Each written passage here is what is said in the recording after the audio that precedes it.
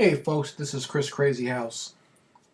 Recently I saw the trailers for two films that are based on classic animated films, and these films are going to be live action.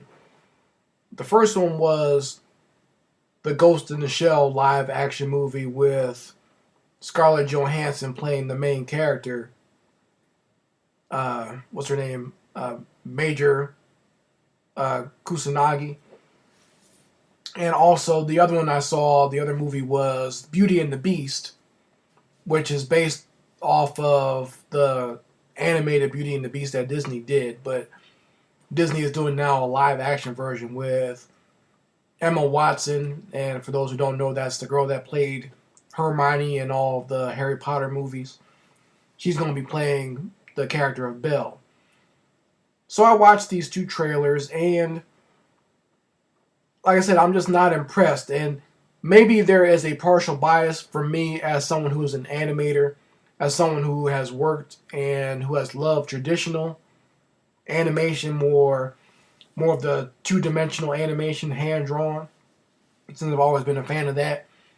And the original Ghost in the Shell animated film and also the animated Beauty and the Beast are considered two landmarks in animation.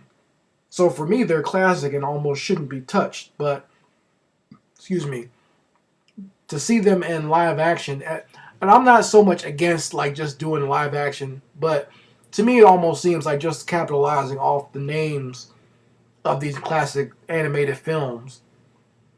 And it doesn't seem really necessary. Like if you're not going to improve the product, because that Ghost in the Shell trailer, there's almost scenes in there that are shot for shot exactly like the animated film, and it's almost kind of like, but what was the point of doing it? You're just going to do a complete remake where you're just trying to recreate stuff in live action that was amazingly done with the hand-drawn animation. Like for those who have never seen the original Ghost in the Shell, you really are missing out as far if you're an animation fan. But most people who are into animation or who are into anime have seen it before. And for a lot of American films, period, has been very influential. Like it influenced stuff like The Matrix and a lot of that look from the late 90s, early 2000s as far as movies go.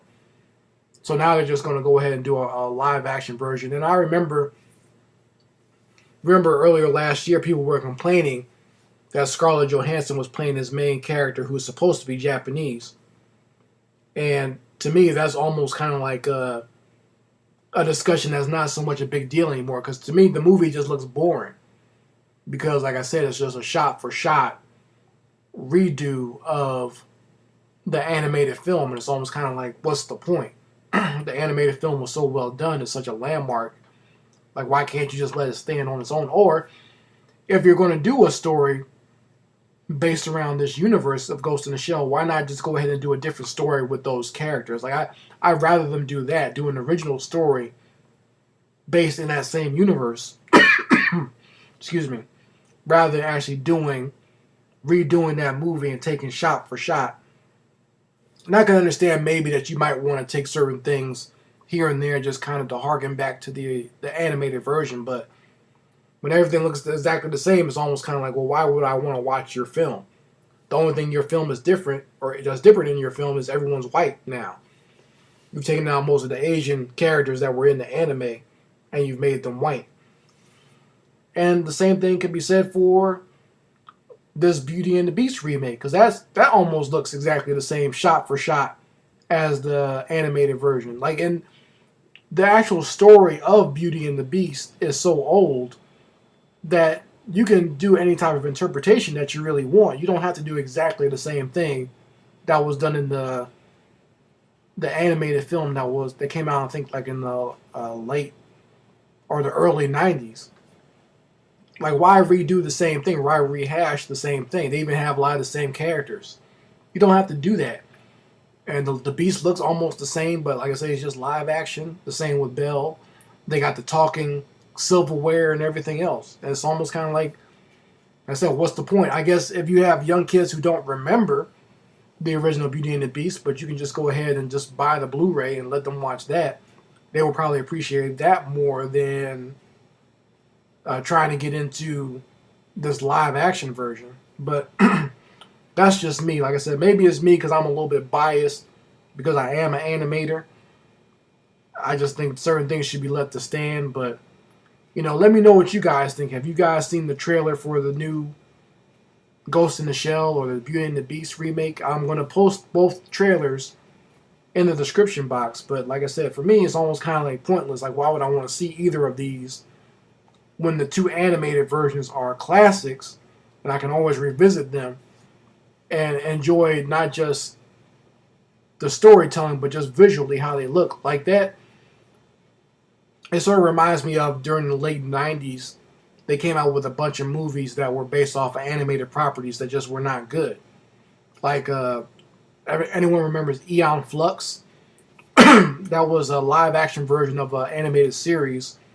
It started out as a series of shorts on MTV and then later on became a half-hour series on MTV.